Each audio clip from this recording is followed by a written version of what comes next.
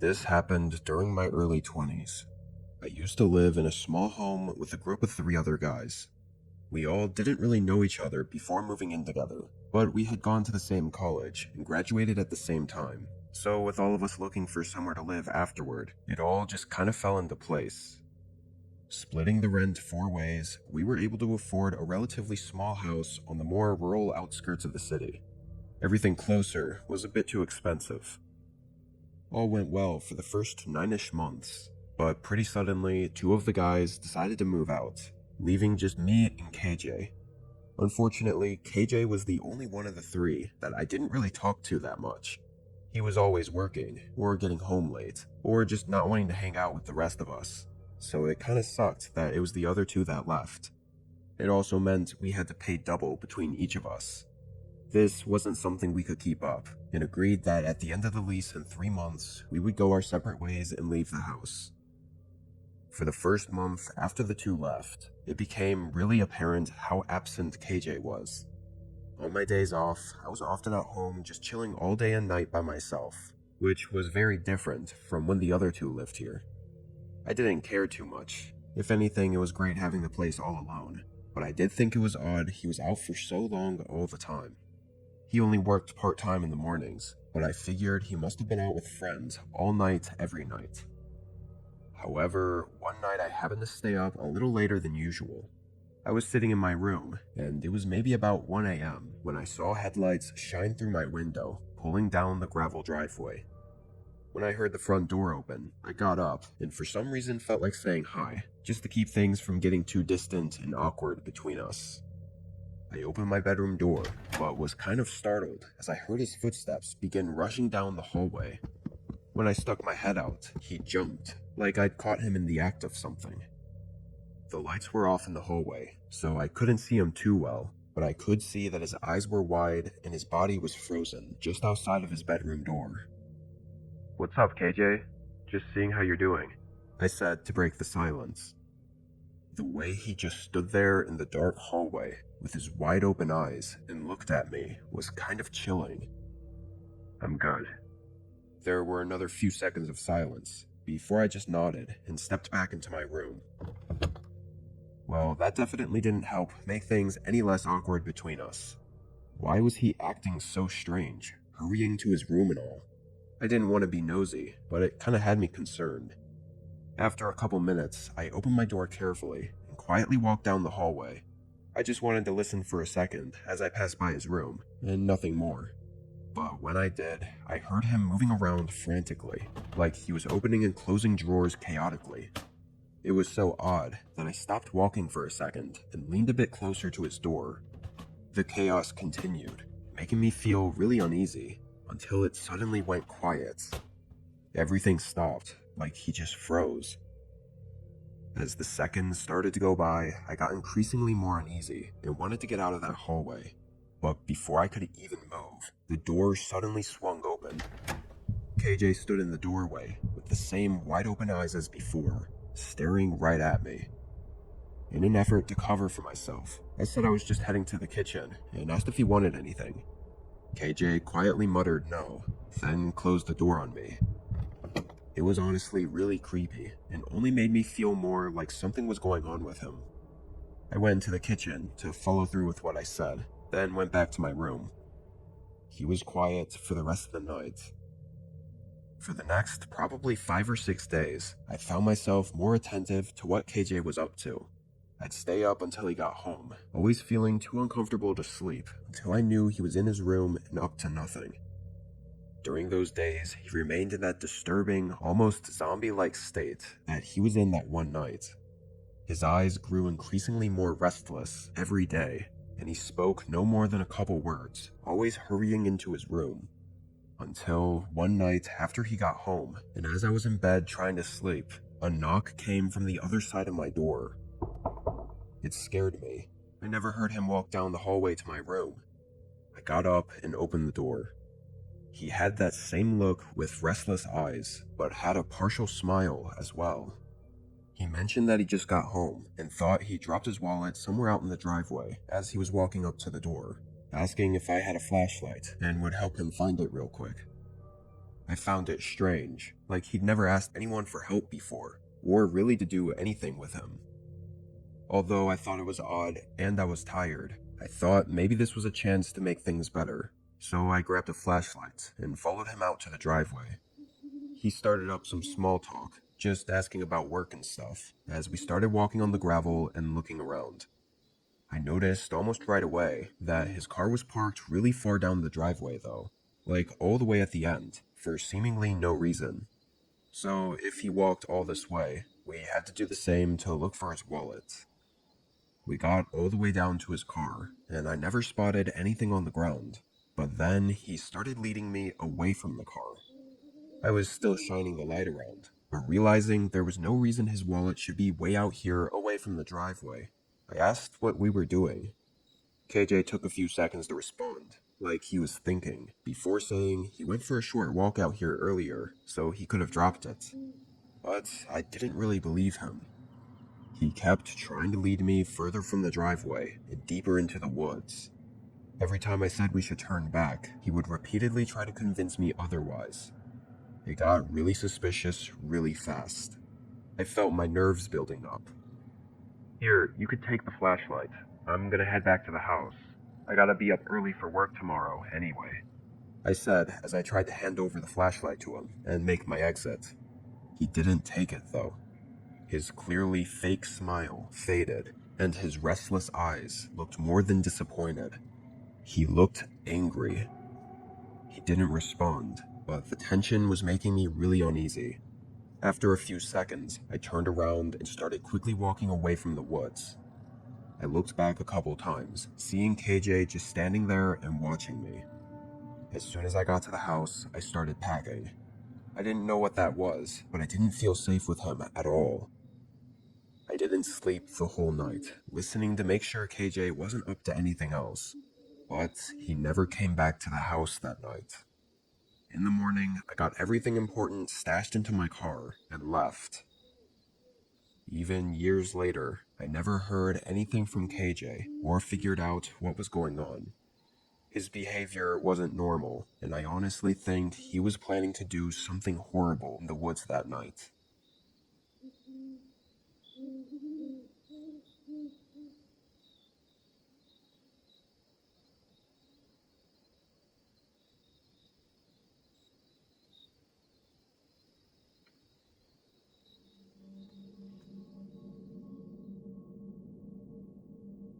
For 2 years, I lived with my college roommate, Jason, in a small house near the campus we used to go to. Despite having been roommates at college for a year before this, we still weren't the closest of friends or anything. We just both had similar plans for after college, so moving in together made sense for the time being. The first year or so went really well. We got a lot closer and enjoyed living together enough to renew the lease for another year. This happened in June, 2 months after renewing the lease. After a normal late night at work, I got home and talked to Jason for a while. Then we both called it a night and went to bed. However, in the middle of the night, I woke up to the floorboards creaking in the hallway. They were walking slowly, going toward the main area of the house. I rolled over and looked at the clock, seeing it was 3 a.m. I thought Jason was just getting some water or something. I don't know. At the moment, I didn't care either, and just went back to sleep. In the morning, I had to go to work early, so I was kind of rushing to leave. But Jason opened his door, looking tired, and asked me something I wasn't expecting. He asked what I was doing walking around the house in the middle of the night. I was immediately taken aback. I said I wasn't, but had thought I heard him walking around. The conversation basically ended at that though, with both of us confused at what we both heard, because I had to leave for work. Honestly, I thought our floors or walls must have just been creaking from the wind hitting the house or something, if it really wasn't Jason. When I got back home, Jason was at work, so I spent most of the night just chilling in my room, and eventually, around the same time as last night, I went to bed.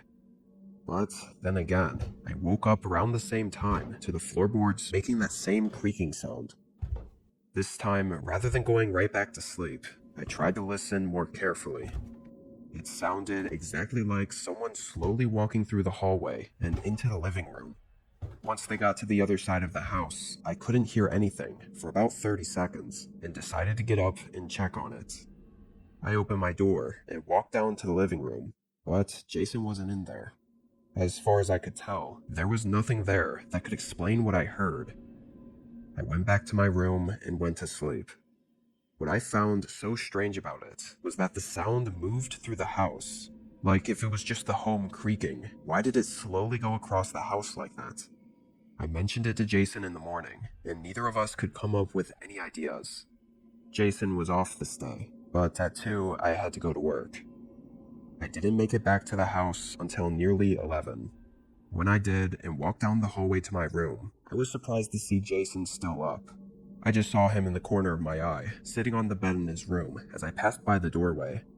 I called out "what's up" as I went over to my room, but Jason didn't respond. I thought it was kind of weird, but maybe he just didn't hear me, so I continued into my room. I took off my work uniform and put on some regular clothes. I left my room to go to the kitchen and get some food, but I noticed Jason's light was off in his room now. When I passed by, I looked in just to see if he was good. He was still sitting on his bed in the corner, now just in the dark, so I could barely see him. "Hey, what's up, Jason? You alright?" I called out. After a few seconds of him not responding, I just left the doorway and went to the kitchen. This was definitely weird, but I didn't know what else to do. Obviously, I wasn't going to just march into his room for no reason, just so he'd respond to me. But it did seem really odd he didn't at least just say hi or whatever. I was in the kitchen for maybe 15 minutes, then headed back to my room. Jason's door was closed when I passed by.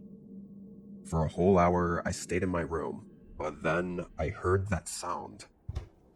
The floorboards creaking right in the hallway. I looked over, and suddenly something moved under the door. I listened to the creaking continue, but with my last couple interactions with Jason being weird, I figured I would just text him this time to ask if it was him walking around. I waited a couple minutes, then I finally got a response. Jason sent me a question mark, then followed up with, "What do you mean? I'm not home right now." My face went pale, and my eyes shot over to the door. I got up and hurried into the hallway. No one was there, but the door to Jason's room was now open again. I quietly stood there and listened, but didn't hear anything. I walked over and peered through the doorway. Standing in the center of the pitch-black room was an unknown man. Even in the dark, now that he was closer and standing up facing me, I could tell he was taller and had a thick beard, 2 distinct features different from Jason that I couldn't see before. Without any more hesitation, I ran out of the house. I called the police immediately, standing on the other side of the road. When they got there, whoever that guy was gone. Strangely, there were no signs of where he entered or exited the house from, aside from a window that was partially unlocked, but it didn't seem to have been opened recently. What's really disturbing is knowing that he was likely the cause of the creaking floorboards for the last several days in the middle of the night, meaning he was inside walking around the house while we were sleeping. Even more creepy is trying to figure out why he was in Jason's room, just sitting on his bed and seemingly waiting for something. Interestingly, in the last few days, that was the one day that Jason had off and that I worked, meaning Jason would be alone pretty much all evening. This makes me think the unknown man somehow knew this and was waiting to catch Jason off guard while he was alone. This would explain why the man was in Jason's room waiting, and why he didn't do anything to me. Fortunately, Jason happened to go hang out with a friend for most of the night. Whatever the case, we probably won't ever know the man's true intentions, unless it's too late.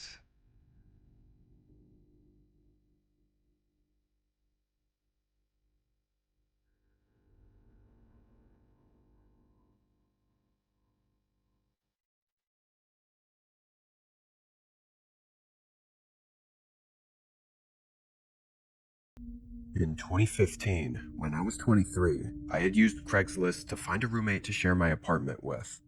Back then, I think it was pretty normal to be using Craigslist for finding roommates and whatnot.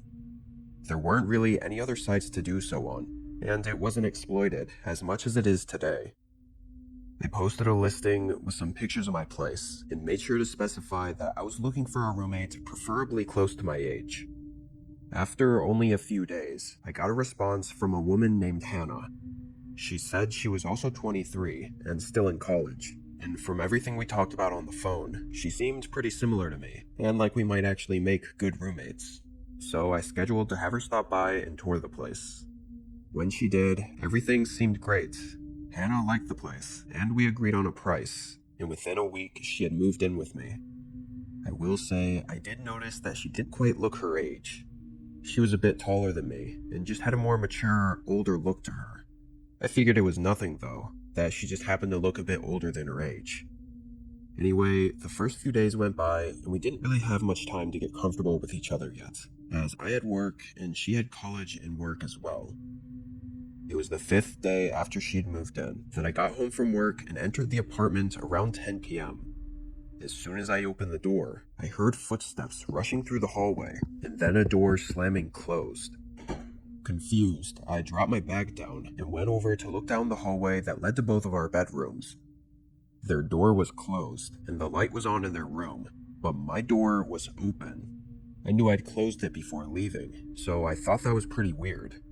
I definitely wasn't comfortable with them snooping around my room, if that's what they were doing. I went in and closed the door behind me. After checking around, nothing looked out of place or like it'd been looked through, so I figured it was nothing and just went on with my night. I settled in and watched TV for a bit in my room. I didn't hear Hannah in her room at all for a whole hour, so I thought she was probably just sleeping. She'd mentioned before that she liked to go to bed early. However, while watching TV, I happened to glance at my bedroom door, just out of habit, but I noticed something weird. There was a shadow under the crack in the doorway. She was standing behind my door. She wasn't moving. How long had she been standing there for? Hannah? They still didn't move. I called out again. Hannah, are you out there? Several quiet seconds passed, until the shadow slowly moved, leaving from behind the door and walking down the hallway. I heard her bedroom door slam shut behind her. That got my heart pumping for a moment. What was she doing? I locked my door after that and stayed up just a bit later than usual, but eventually went to bed. In the morning, I passed by Hannah in the kitchen and kindly brought up last night, just asking if she needed something. She smiled and said everything was good, ending the conversation right there. It was odd for sure, but I just moved on, not wanting to make things bad between us so soon into her moving in. Hannah left soon after, and a few hours later I went to work. I got home around the same time as last night, about 10:30, walking into a quiet and dark apartment. All the lights were off, even in her room, so I assumed she had already gone to bed. I quietly walked into my bedroom and closed the door, trying not to wake her. After a short FaceTime with one of my friends, I got in the shower to wind down for the night, planning to go to bed right after. While I was in there, I could have sworn I heard something from outside my room. I even lowered the water pressure for a second to listen, but not hearing anything else, I continued my shower as usual. Once I was done, I got out and dried off, but when I looked out the doorway into my room, the door to the hallway was open. I quickly got dressed and looked into the hallway. All the lights were still off, and Hannah wasn't making any noise in her room. I was honestly creeped out now. I closed the door and locked it.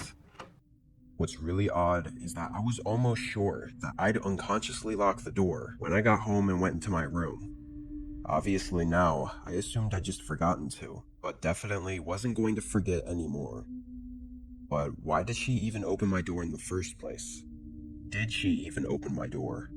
The whole place was still dark and quiet, as if she never left her room and was just sleeping. What the hell was going on? I stayed up for another hour, trying to watch TV and calm down, but still pretty shaken by what was happening. I just didn't know Hannah enough to really understand any of this, or know what to do. I kept trying to convince myself it was something harmless, like she tried to come in to ask me something, but saw I was in the shower and just left. But that still doesn't explain any of the other things that have happened. After that hour, I knew I had to get some sleep, so I shut everything off, crawled into my bed, and closed my eyes. It felt as though as soon as I closed my eyes, I opened them back up, knowing that I'd fallen asleep, but only for a short amount of time. Unsure why I'd woken up, I rolled over and looked around. The room was pitch black, and the apartment was quiet.